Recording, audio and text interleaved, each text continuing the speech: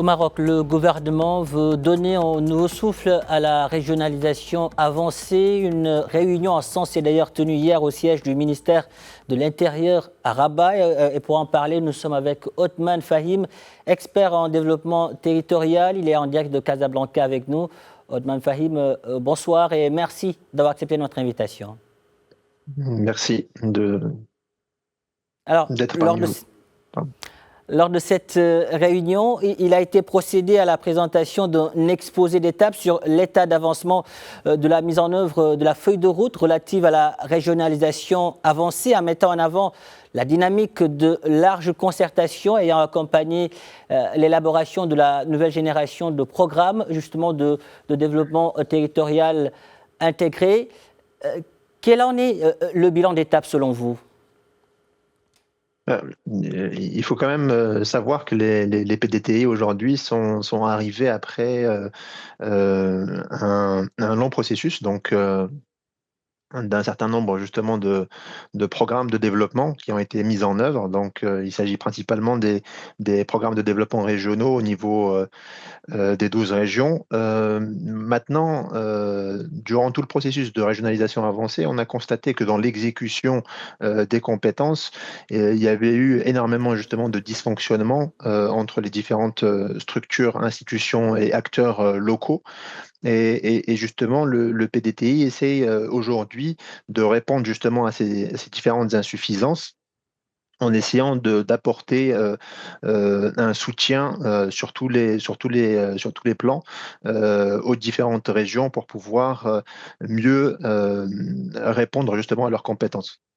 Et pour cela, il a fallu discuter de plusieurs rounds de discussions.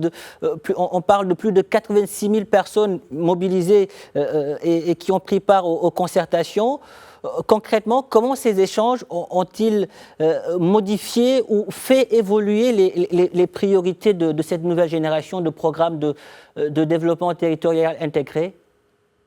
Alors, juste pour rappeler, l'objectif en fait des concertations a été en fait d'essayer de mettre le point sur les différentes insuffisances donc que je viens de citer tantôt, sur les différentes compétences justement des régions. Donc, je cite principalement le développement économique au niveau régional. Au sein du PDTI, on a mis l'accent sur l'appui aux zones d'activité économique, la question de l'attractivité et de l'emploi qui est un vrai sujet, les difficultés en termes d'accès au financement pour l'investissement.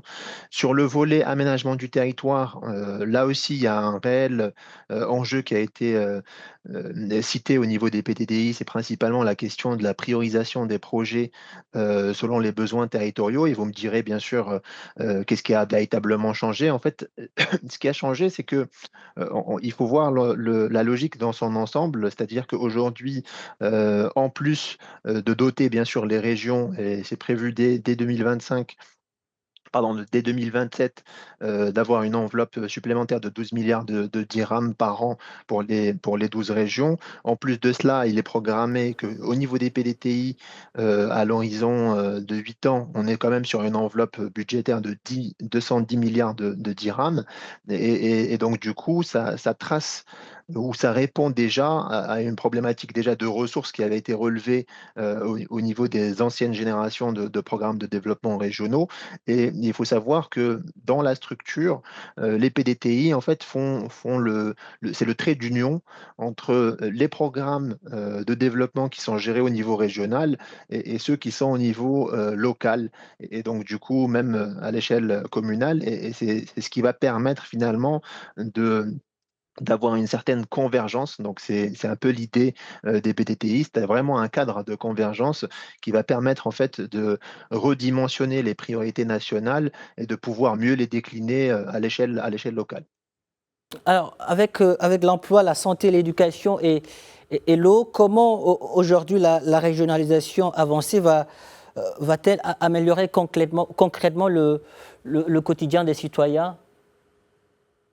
Alors, ce qu'il faut savoir, c'est que le PDTI, comme je le disais, il est à l'échelle provinciale préfectorale. Maintenant, bien entendu, il y a énormément de processus et de structuration qui vont en parallèle justement à ce programme. Ce programme se veut, on va dire, consolidant, mais derrière, bien sûr, il y a un certain nombre justement d'opérateurs d'exécution qui vont en parallèle. Et là, je fais référence notamment aux AREP. Donc, on a constaté justement ces derniers mois, et vous le verrez peut-être dans les prochaines semaines, cette agencification qui a débuté depuis 2024 en force pour pouvoir instaurer les sociétés régionales multiservices ainsi que les AREP, vous allez constater que finalement, l'objectif derrière, c'est vraiment d'asseoir une meilleure effectivité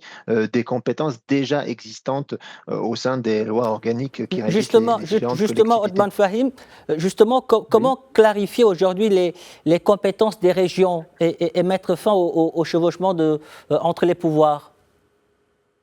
Eh bien, la question en fait du chevauchement, elle revient sur le terrain un certain nombre de fois, mais elle est revenue principalement quand on analyse lorsqu'il y a en fait insuffisance ou incapacité des collectivités. Là, je fais référence vraiment à l'échelle infra, c'est-à-dire au niveau communal.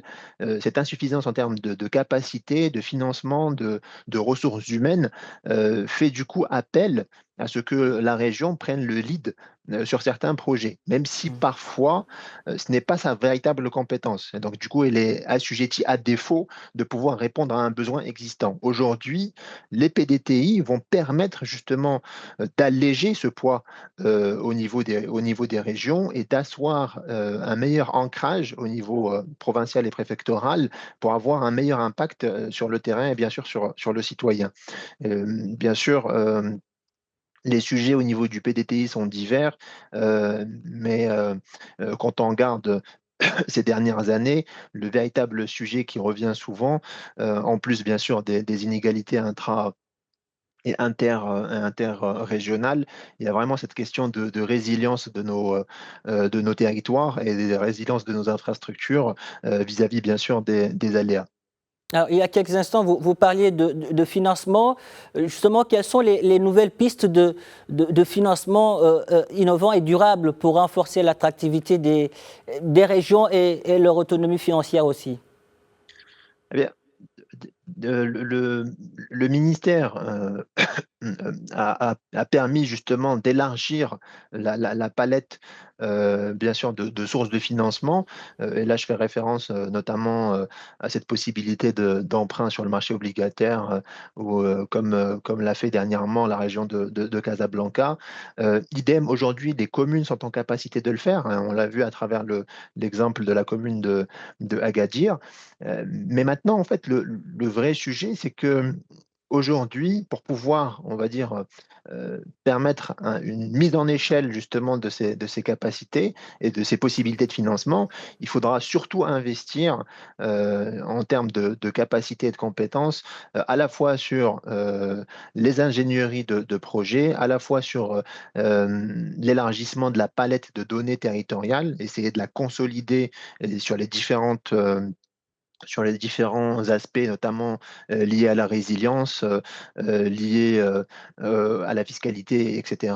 Et d'asseoir en fait finalement une meilleure gouvernance interinstitutionnelle. C'est ce qui se fait aujourd'hui et c'est un peu l'objectif, on va dire, central aujourd'hui du PDTI. C'est vraiment d'asseoir des indicateurs de suivi, une meilleure cohérence et une meilleure convergence des politiques déjà existantes. Alors, en parlant de gouvernance interinstitutionnelle, la réussite dépend aussi de la charte de déconcentration. Où en est-on dans le transfert réel du pouvoir de décision de Rabat vers les responsables régionaux? Eh bien, c'est ce que je disais tantôt, comme je dis, c'est un processus et malheureusement pour pouvoir, élargir au maximum justement cette charte de concentration pardon administrative, heu, il faut tout d'abord avoir les prérequis, nécessaires justement pour pouvoir, la mener à bien, sur le terrain. Et aujourd'hui, et on l'a constaté, notamment à travers le dernier rapport à la fois de la Cour des comptes, mais aussi de l'autosaisine du CESE, il y a un certain nombre de dysfonctionnements, comme je disais tantôt, qu'il faudra déjà valider, asseoir sur le terrain pour pouvoir faciliter justement ce processus. Et quelle autonomie supplémentaire ce cadre donne-t-il aujourd'hui aux régions pour réagir face aux défis futurs? Euh, Pour moi, à mon sens, l'objectif aujourd'hui de la région, c'est vraiment de soutenir, mis à part les projets structurants, et on va dire qu'on est plus ou moins bon élève à ce niveau-là, c'est vraiment de soutenir les priorités en termes